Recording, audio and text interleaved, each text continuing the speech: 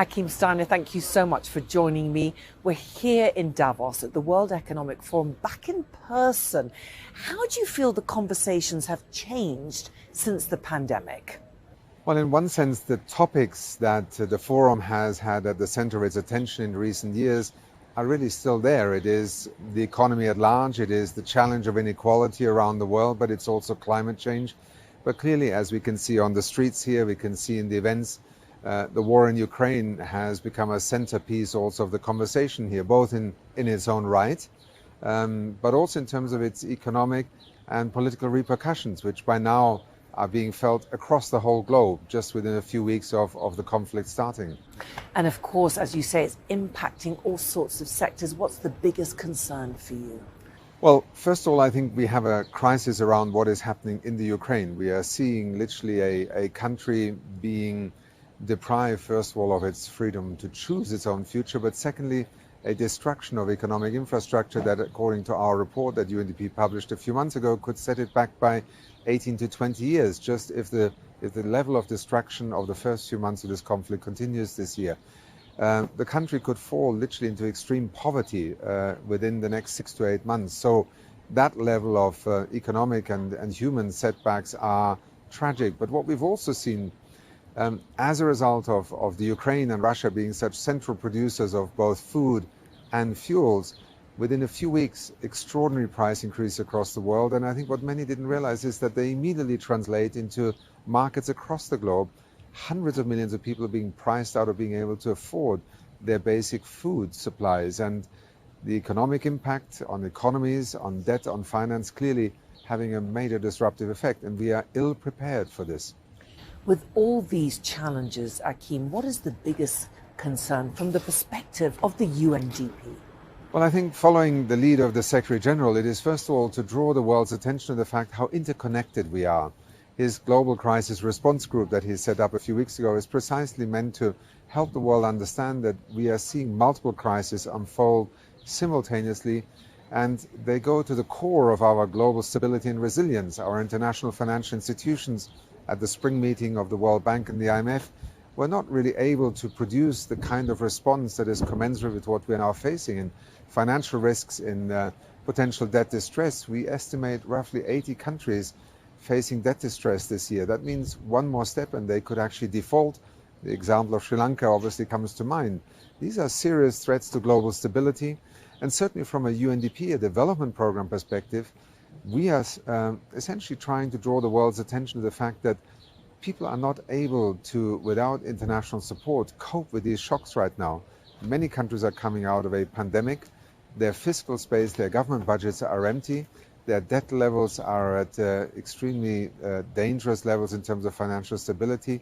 We need a global response. It's the only way in which we can cope with this crisis, and we are not yet actually able to see that. And on the contrary, in some of the wealthiest countries around the world, overseas development assistance, as it is called, development finance is being cut. They're being cut, yes. Extraordinary. What is your reaction to that? I find it extraordinary. I think this is probably the most, the best way to describe it, because these are countries who understand that investing in one another's ability to weather these shocks, and particularly for many developing, least developed countries, they have had no role in the conflict in Ukraine. They are, in a sense, victims of the consequences of this war, and yet they're at this very moment really not being supported in a way that I think is commensurate with the level of the crisis. So we lack wisdom, we lack foresight, and the risk is that countries turn inwards at a moment when, in fact, we should be looking at how to not just practice solidarity, but invest in one another's ability to come through this crisis and still as a world community able to act. So what would you like global leaders to do to counteract what is happening? Well, I think the first priority, as the Secretary General of the UN has also articulated, first of all, the short-term measure is, can we free up the grain reserves that are currently essentially not able to enter the global marketplace from the Ukraine, and this requires obviously very sensitive negotiations involving the international community, Russia, Ukraine, because two things would happen immediately. One, the supply disruption would be addressed, which is really the immediate problem. And secondly, the impact on prices would be immediate. So we would have a double benefit from doing that. Secondly, we need to address liquidity. Countries across the world, developing nations, are at the limits. If we do not find a way in which we can address liquidity, enable them to access short-term finance so they don't become countries that essentially are forced to go bankrupt. And thirdly, deal with the debt issue in general terms, because the levels of debt that we have today are simply not sustainable. We need to find smart ways in which to restructure debt, but we also need to perhaps use this debt challenge to find a way, for instance, to look at debt for climate swaps, where, for instance, you reduce a country's foreign debt exposure by mobilizing domestic currency investments in accelerated clean energy technology, poverty reduction. The Sustainable Development Goals remain, in a sense, our compass for coming out of this crisis. Does it feel a little bit, as you were saying before, Achim, that there's a loss of sense of control? I think if you watch the evening news right now, I think first of all, there was at the beginning of this year a sense that maybe we're through the worst of the pandemic. Countries can begin to focus on recovery, build forward better, build back better. We had great intentions, and look at where we are right now. First of all, the pandemic is still raging across the globe. The social and economic tail end of this pandemic is hampering recovery efforts in many countries across the world. And now this war on top of it. And I think, yes, it is a moment where humanity has to ask itself, have we got the institutions? Are we doing enough to support the post-Second World War international financial architecture, international political architecture that really is meant to avoid us having to go to war over disagreements? And I think it is a moment to reflect, but not only to reflect, but for wisdom and leadership to now take us out of this crisis. Talking about institutions, Achim, there has been criticism, and from President Zelensky himself, about the United Nations, the structure, the Security Council, and its relevance. Well, look, criticism has been a perennial, I think, feature of the United Nations, because whenever you establish an institution with such aspirational goals, it is inevitable that reality will, in a sense, be a constant yardstick against which to measure that. But let us first of all take one step back. Would the world be better today, in this particular moment, without the United Nations, without a place where any country on this planet essentially is represented, has a voice? And it is, if you want, the last place we can turn to when everything else has ceased to function and we have the option of diplomacy. But secondly, the Secretary General, the agencies of the United Nations system, we are working day and night at the moment in the context of the Ukraine crisis. UNDP is present there with over 300 staff members trying to assist the government to maintain government functions, particularly in the areas that are not subject to fighting, helping to deal with the major displacement of the millions of people who are internally displaced, and also looking at, for instance, the return of citizens where demining and the removal of rubble and unexploded ordnance are, in a sense, priorities that the government has also articulated, and ultimately reconstruction. But I think it is fair to say we are struggling to, first of all, deal with the magnitude and the speed that this crisis has really brought to our global attention. And when it comes to resolving a conflict, obviously the United Nations has no magic wand. The Secretary General traveled to Moscow and to Kiev and tried in this extraordinarily difficult moment at least to negotiate some of the humanitarian space that allowed for the evacuation from Mariupol.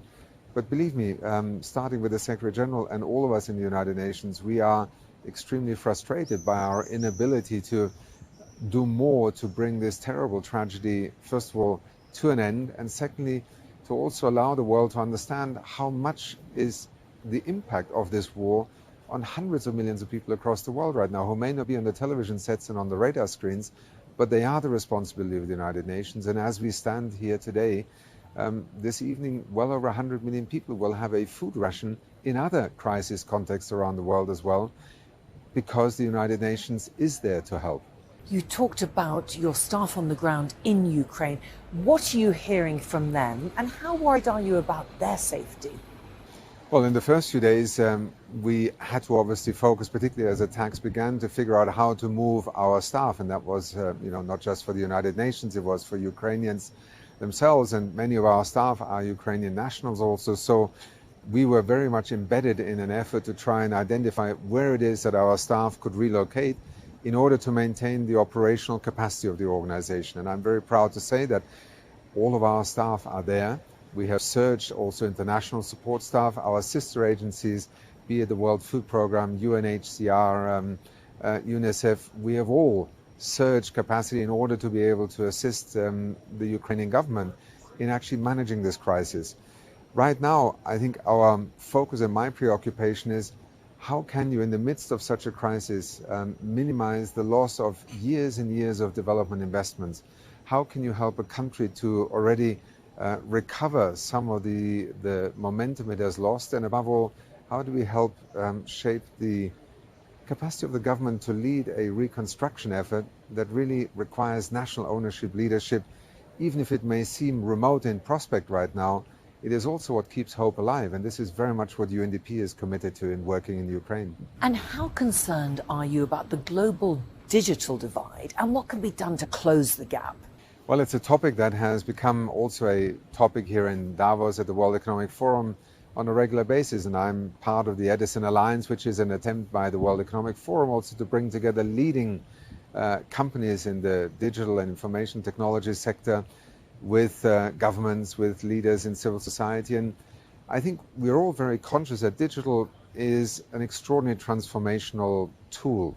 And UNDP in 2019 published a report that looked really at what are the great drivers of inequality in our world. And digital emerged in a sense in a two-way option.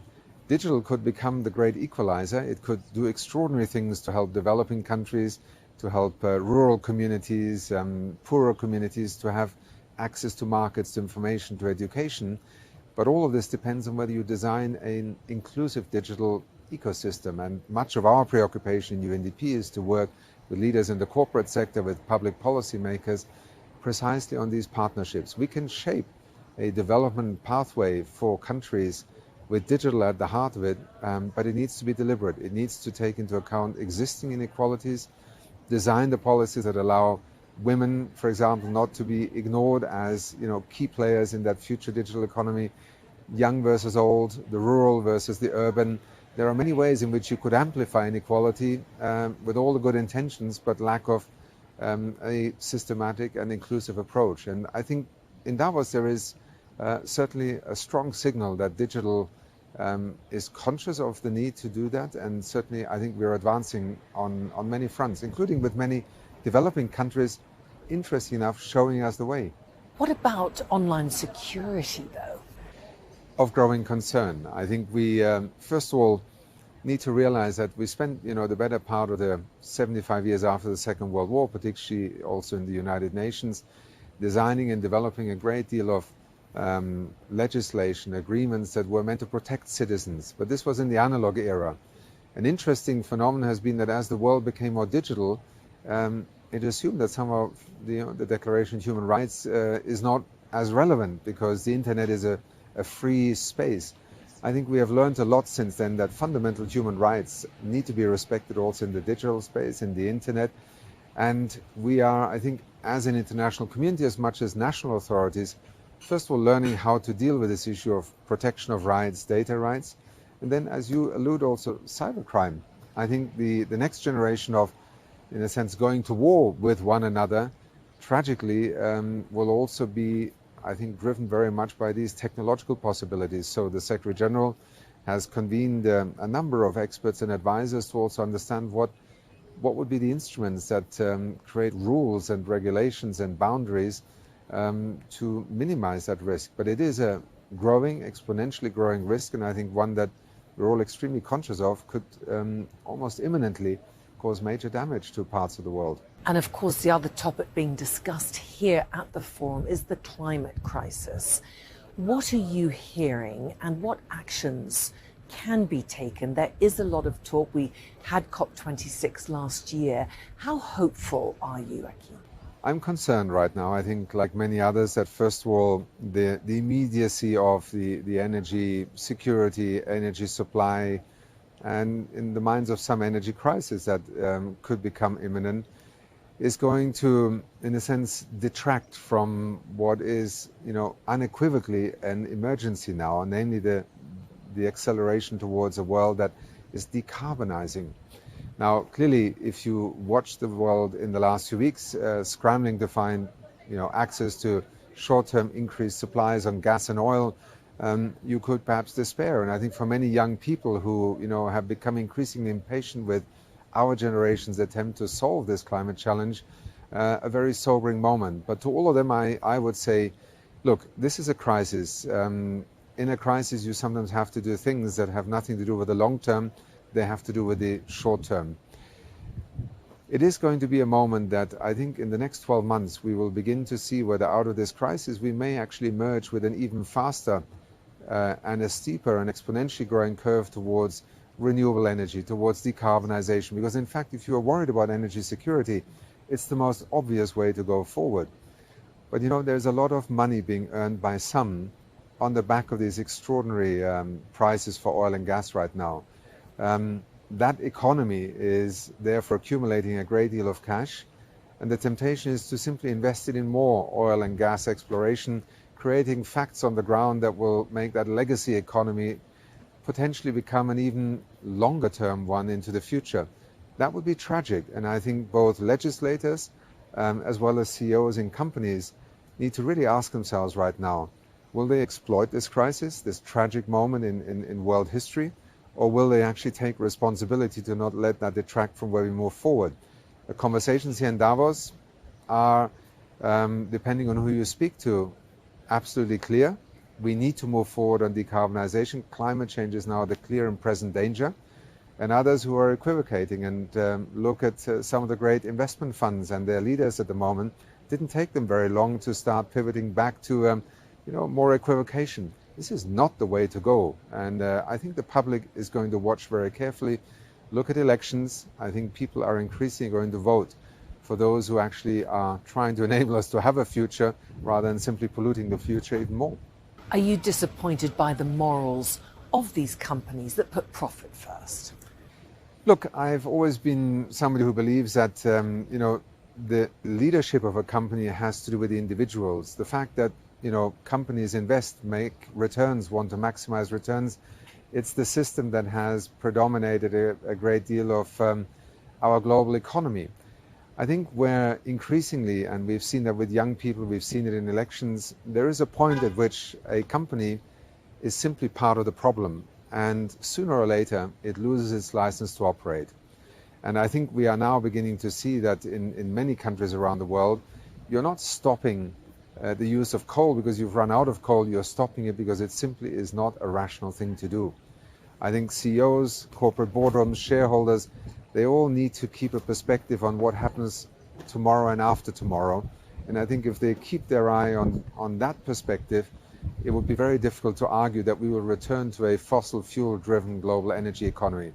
It's not only irresponsible, I just don't think it's viable. And therefore, terrible as this interruption is right now, we need to put all our energy on helping the world move faster forward on decarbonization, on just energy transitions. And let me also say here, the wealthier part of the world really should ask itself whether it is now ready to co-invest in developing countries who are being asked to do extraordinary things in a much shorter period of time. But it's not time that we actually really co-invested there, because the embarrassing specter of not coming up with $100 billion of co-investment is really beginning to, I think, cause in many capitals in the global south deep questions about whether this is actually something that is being undertaken together. And on top of that, then to cut development finance is almost cynical. Just finally, Achim, the Sustainable Development Goals, are they achievable by the target of 2030? I know there are some who will say, well, look, if you take the targets and indicators, clearly we have lost ground. We're actually going backwards. For them, I would say, look, we've just come through a 2.5-year pandemic, extraordinary, almost unthinkable, certainly something that one could almost say the known unknown that suddenly hit the world. We are now in the middle of a global economy that is being distressed and put under stress by the war in Ukraine and all its repercussions. It is not surprising that the timelines on some of the targets and indicators are indeed not where we would like to be and where we need to be. But does that make the goals less relevant? I don't believe so. If you look at these 17 goals, tell me one of them that you believe is actually not extremely important to what happens next in our world. They were designed, if you want, as the major risks that we face in our age, and as goals, then really the agreement that we need to work together, because no one can solve, no big country, no big economy can solve these issues on their own. And therefore, they remain our common agenda of our time. And I think as the United Nations, we are fully committed to help the world use the Sustainable Development Goals as a way of reminding ourselves that you can't outcompete each other against threats like climate change, cybercrime, poverty into the future. Ultimately, you have to, and you are bound to come together to work together, however difficult that may seem, however many setbacks we have. So let's hold on to the Sustainable Development Goals. If somebody can come up with something better, please do so. Right now, it's all we have, where countries really agree across the globe that this is something we want to pursue together. Achim Steiner from the United Nations Development Programme, thank you so much for joining me. My pleasure. Thank you, Tania.